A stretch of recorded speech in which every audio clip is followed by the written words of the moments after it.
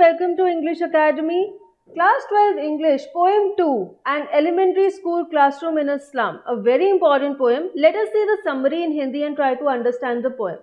This poem by Stephen Spender gives a vivid description of a school classroom in a slum and the children in the class. तो ये poem के poet हैं Stephen Spender और वो इस poem में slum में located एक क्लासरूम की डिस्क्रिप्शन देते हैं और उसमें बैठे बच्चों के बारे में हमें बताते हैं. The faces of the children are dull. Their appearance shows that they are unwanted. The children have gloomy faces, their heads hanging low in sadness due to being poor. They have diseased bodies inherited from their parents and are victims of poverty.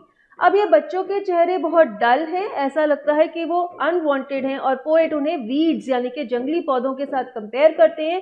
उनके चेहरों पर दुख है, उनके गर्दनें आगे की तरफ झुकी हुई हैं क्योंकि वो गरीब हैं, इसलिए वो शर्म महसूस करते हैं. उनके शरीरों पे भी डिजीजेस हैं जो कि उन्हें उनके पेरेंट्स से मिले हैं जो कि पॉवर्टी के शिकार हैं. At the dim end of the room sits one child who has bright eyes which seem to dream of playing outside with squirrels. He is different from the others in the dim dark room.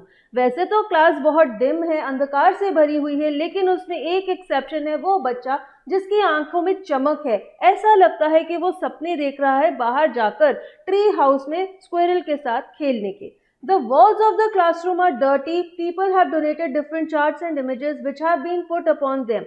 One of them is a picture of the great playwright Shakespeare. His head is bald and resembles the rising sun. Classroom की दीवारें बहुत गंदी हैं, बहुत देर से उन्हें paint नहीं किया गया और उनका रंग सार क्रीम के रंग से मिलाया गया है. लोगों ने बहुत सारे अलग अलग चार्ट्स और इमेजेस डोनेट किए हैं जो कि क्लासरूम की दीवारों पर लगे हुए हैं. उनमें से एक है शेक्सपियर की पिक्चर जिसमें कि वो बॉल्ड हैं यानी कि उनके सिर पर बाल नहीं है और उनका सिर उगते हुए सूरज जैसा लगता है. The next poster is of the Tyrolese Valley full of churches and flowers which symbolize the beautiful creations of nature. Another one is a map of the world. To these children, the world is not the one shown in these pictures, but it is the one they see out of the classroom window. Second photo है टायरोलीज valley की जो कि बहुत खूबसूरत है, वहां पे फूल और चर्चेस हैं. तीसरी पिक्चर है वर्ल्ड के मैप की. पोएट कहते हैं कि इन बच्चों के लिए ये जो वर्ल्ड मैप है ये उनकी दुनिया नहीं है, उनकी दुनिया तो खिड़की से बाहर दिखने वाली स्लम है क्योंकि वो वहीं तक गए हैं, उन्होंने उसके बाहर की दुनिया कभी देखी ही नहीं है. They are trapped in the slums, their future is dim and hopeless, they have a dark future as their options in life are limited and are covered with dismay. They are far away from the bright light of knowledge. Poet कहते हैं कि ये बच्चे इन slums में फंसे हुए हैं, उनका कोई भविष्य नहीं है और उनका कोई भविष्य नहीं है क्योंकि वो नॉलेज के उजाले से बहुत दूर हैं. Comprehending these features is beyond their abilities. They hate everyone and for them Shakespeare is a wicked man. As no one loves them, they dislike everyone. The desire for love and acceptance forces them to do crimes like stealing. अब ये बच्चे इन photos को समझ नहीं पाते क्योंकि वो हर इंसान से नफरत करते हैं. उन्हें तो शेक्सपियर भी बुरा ही लगता है, वो सबसे नफरत करते हैं क्योंकि कोई उन्हें प्यार नहीं करता, कोई उन्हें एक्सेप्ट नहीं करता, इसी वजह से वो चोरी चकारी जैसे क्राइम्स भी करते हैं. The children are so skinny that their clothes are like skin and their skeleton is visible through them. This is due to the lack of nutrition. They have worn looking glasses made of steel which are cheap, heavy and uncomfortable. बच्चे इतने दुबले पतले हैं कि उनकी skin में से उनकी हड्डियां भी दिखाई देती हैं क्योंकि उन्हें न्यूट्रिशियस फूड नहीं मिलता और उनके जो चश्मे हैं वो भी बहुत ज़्यादा टूटे फूटे हैं, ऐसा लगता है स्टील से बने हुए हैं जो कि बहुत अनकंफर्टेबल हैं पहनने में. Their chances of fulfilling their dreams and moving out have been further reduced by building bigger slums.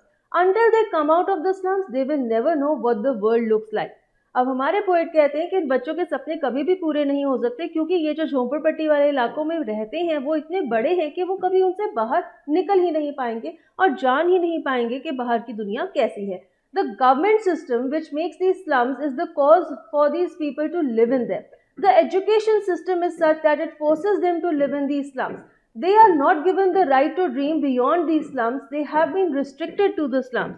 Poet कहते हैं कि हमारा गवर्नमेंट सिस्टम ऐसा है कि वो इन लोगों को इन स्लम्स में से बाहर निकलने ही नहीं देता. हमारा एजुकेशन सिस्टम भी ऐसा है जो कि इन्हें और कुछ सोचने ही नहीं देता, तो इन लोगों को इन स्लम्स तक रिस्ट्रिक्टेड रखा जाता है. अब यहाँ पर तो हम एक समरी में इस पोएम को समझने की कोशिश करें, लेकिन ये पोएम काफ़ी कॉम्प्लिकेटेड है और काफ़ी लेंदी और इम्पॉर्टेंट भी है, तो इसकी लाइन बाय लाइन एक्सप्लेनेशन देखना बहुत ज़रूरी है। वीडियो का लिंक आपको डिस्क्रिप्शन बॉक्स में मिल जाएगा, वहीं पर आपको क्वेश्चन एंड आंसर्स और MCQs का लिंक भी मिल जाएगा। आगे हमारे पोएट कहते हैं, He requests the authorities to allow these children to go out of these slums so that the maps on the walls of the classroom become a reality for them. They should be taken to the green fields rather than the dim slums. Poet authority से ये request करते हैं कि इन बच्चों को slum से बाहर लेकर जाओ ताकि वो इन मैप्स को रिलेट कर सके असल की दुनिया के साथ, और साथ ही साथ उन्हें हरे खेतों में लेके जाना चाहिए rather than these dim slums. The sunny warm sand of the beaches and the bright blue sky will instill a hunger for knowledge in their minds. Then they will absorb all of it. Then these children will become economically empowered. The poem ends with a powerful line, those who make history are the ones who shine like the sun.